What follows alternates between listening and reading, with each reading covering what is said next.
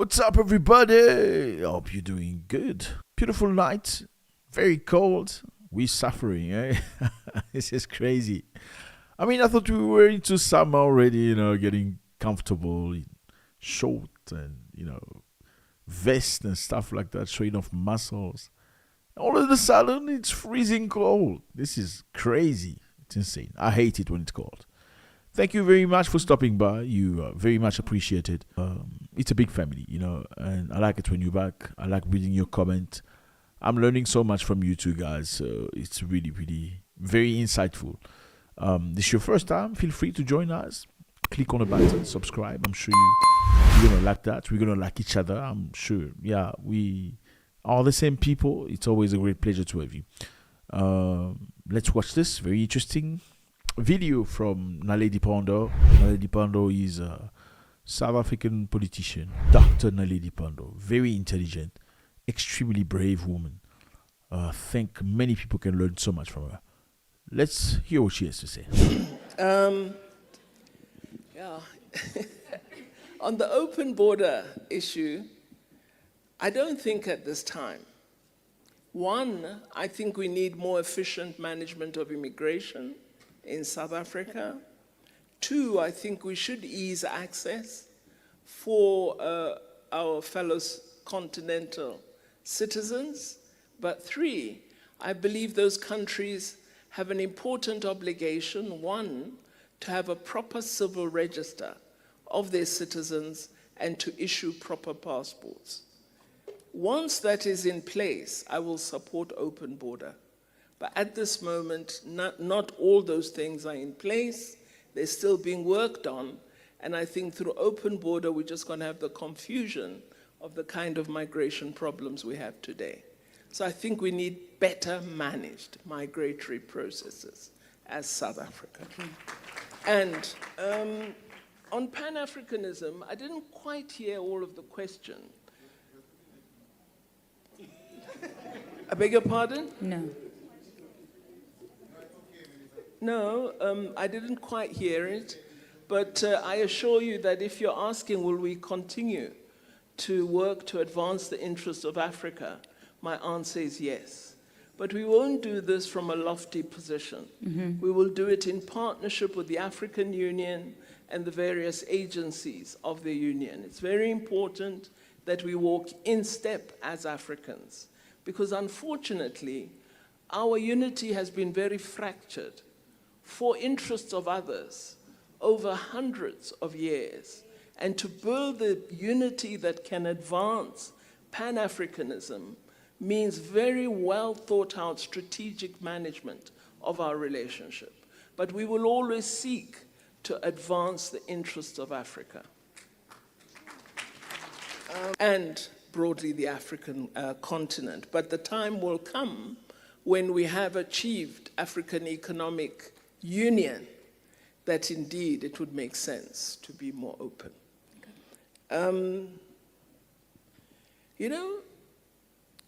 People are always going on about, inequitable relations with China, particularly the West. But I've not once had a Chinese leader come and say, we're going to force this factory on you. We've said to them, come and manufacture your hybrid buses in Nelson Mandela Bay. We've said to them, come and build a textile factory in City B. And they've agreed and done that. And I don't think that you have gone to them and said, I want to establish a Fat Cook Palais in Beijing, and they would refuse. So I think I want to turn the question around and say, as a business person, what initiatives have you sought with respect to business in China? That we need to turn the question around and test whether it is possible for us to also access those markets. But the Chinese don't force themselves on you. They're very open to discussion. They wish to engage South Africa. They regard South Africa as a very important strategic partner.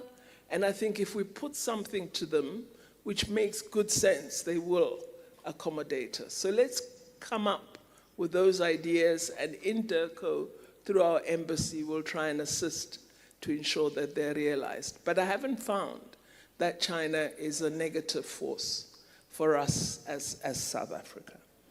And the greatest amount of infrastructure development we've seen in countries on the continent that didn't have infrastructure has been infrastructure funded by China. This is an important truth that we have to also acknowledge. Thank you for the comments on IORA. It's a very important. On the matter of de-dollarization, I think we're not there yet. South Africa is a country that seeks to manage, particularly financial administration, very, very well. We are locked into the international financial trading system, and any changes we propose to make must be very well thought out.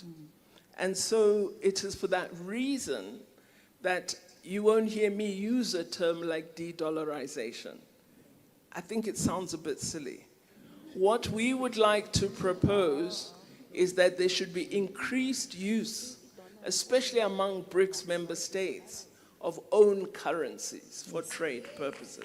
This is what we're proposing.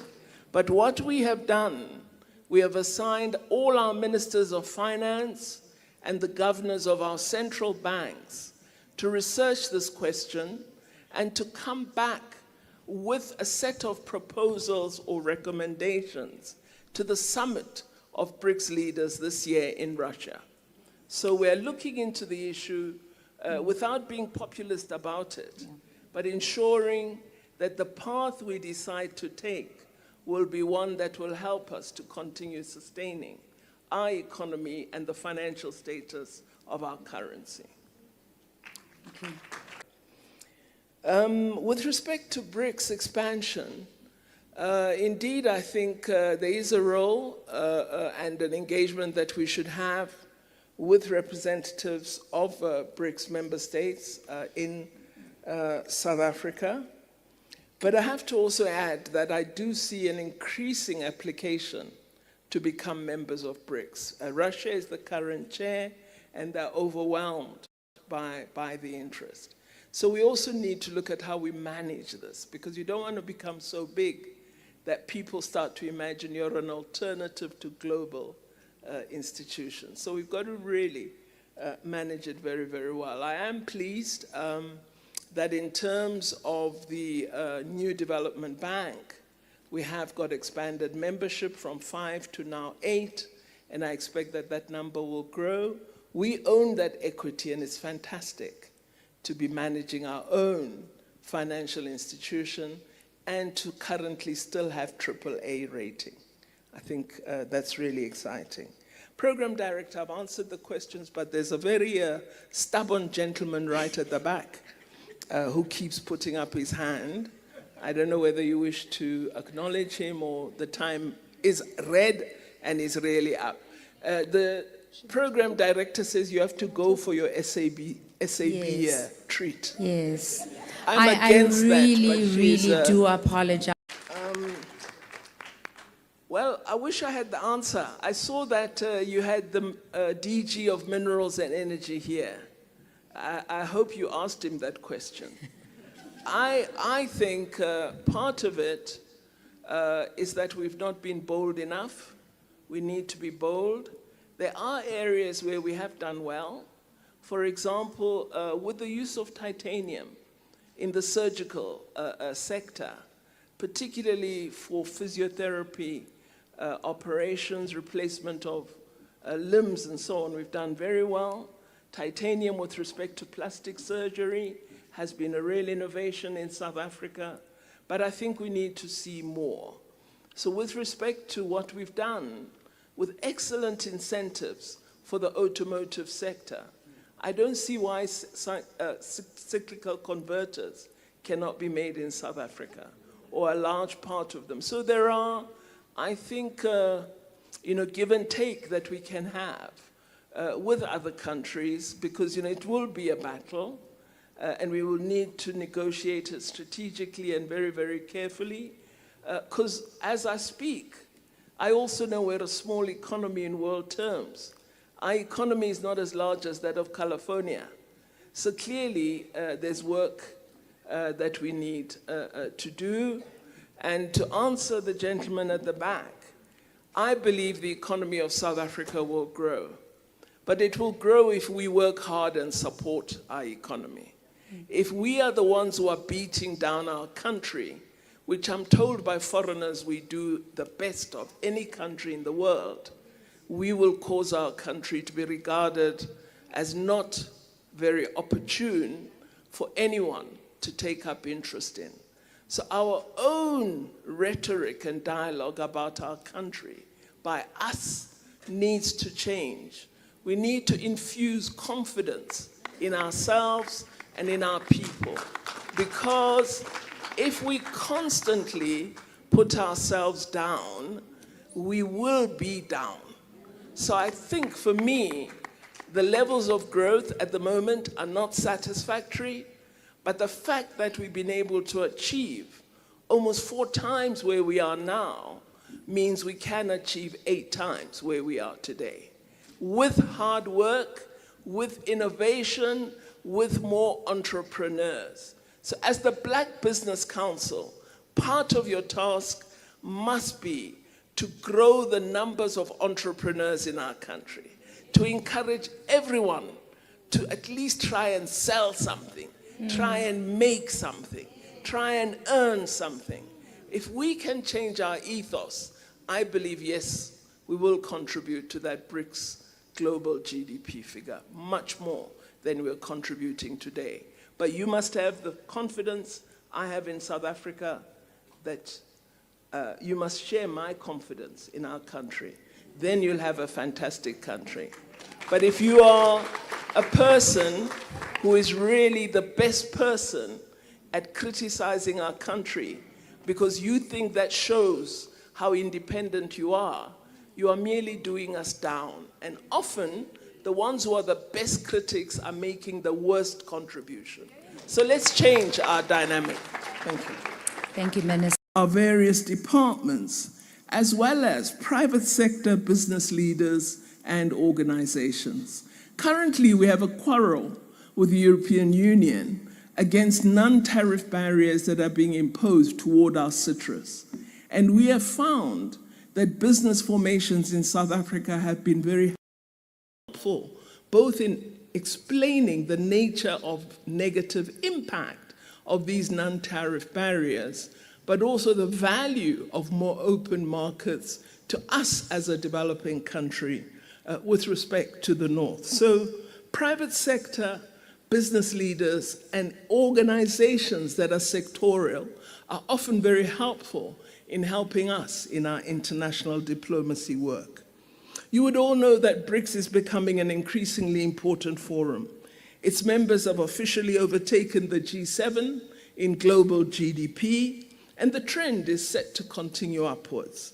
The 5 core members of BRICS contribute 31.5% of global GDP, while the G7 contributes 30%.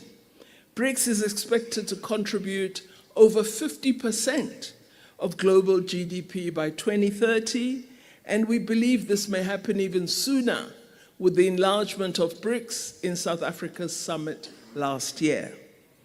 Through BRICS, we've implemented a number of agreements and partnerships which have fostered a mutually beneficial relationship, leading to increased exports and imports between our country and China. We need to do much more with respect to opening up markets in India, but we're having that discussion, and I believe we will see benefits soon. These developments and opportunities have boosted our country's economic growth, but also helped to facilitate technology transfer and skills development. In participating in this grouping of emerging economies, we've taken a strategic decision to collaborate with like-minded countries in addressing global geopolitical and economic challenges. This includes advancing our interests through transforming international finance and in the international trade architecture. BRICS, as you know, chose to establish alternative mechanisms, instruments, and institutions to challenge, contest, and complement the existing economic, financial, and trade institutions. An important example is the creation of the new Development Bank. Its role was set to create competition and equally complement the role of the Bretton Woods institutions by providing alternative funding for international infrastructure development projects. The bank has to date approved 80 investment projects in all BRICS member countries for a total amount exceeding $30 billion. It has approved 11 projects in South Africa, valued at $5.4 billion, directed at improving service delivery in areas of energy, of water, and infrastructure, such as roads. BRICS has over the years proven to be a formidable voice of the global South and has shown that it is sensitive to the needs of the South. So it's been unsurprising that in the past few years, there's been a keen interest from many countries to join BRICS. With this interest growing, we as chair in 2023 successfully led the initial process of expanding the BRICS Forum. Of course, intra-African trade has also been a central part of our trade strategy, and economic diplomacy has become important in South Africa's international relations, linking our domestic priorities of industrialization and manufacturing with our foreign policy aspirations.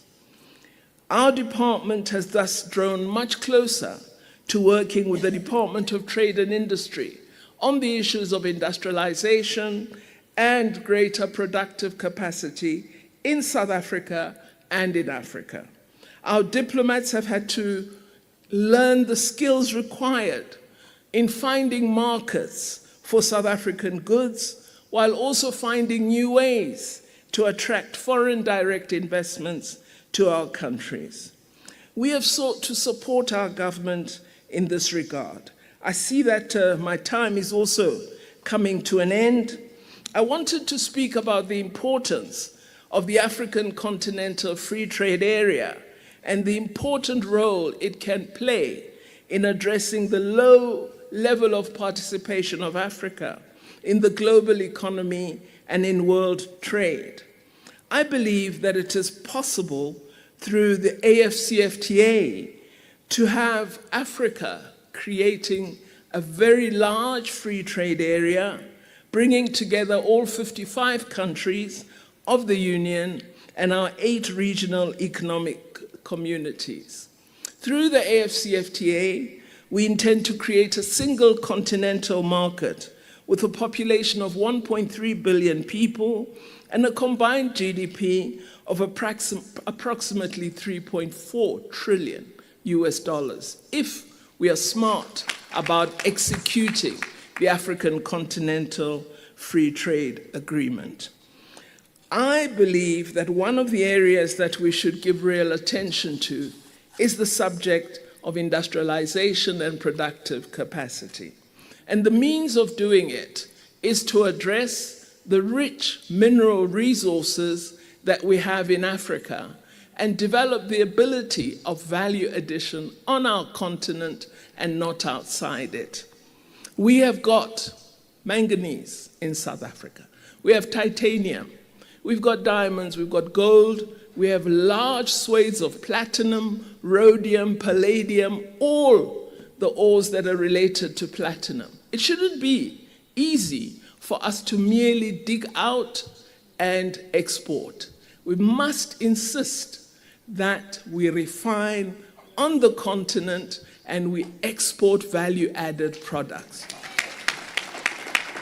So, being a person who likes to give advice, I have said to our colleagues in Zambia, who have now found quite significant cobalt and titanium deposits, that I see that Great Britain is taking a great deal of interest in them. And I've said to them, before signing on the dotted line, ask where the factory will be built.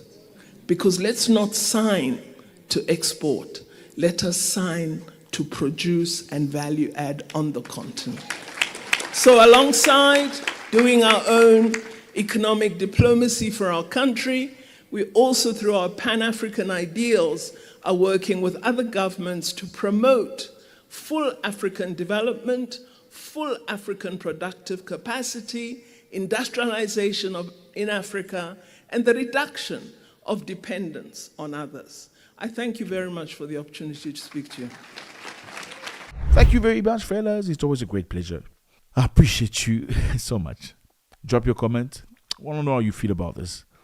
Again, this is not about me talking. It's about us learning together. God bless.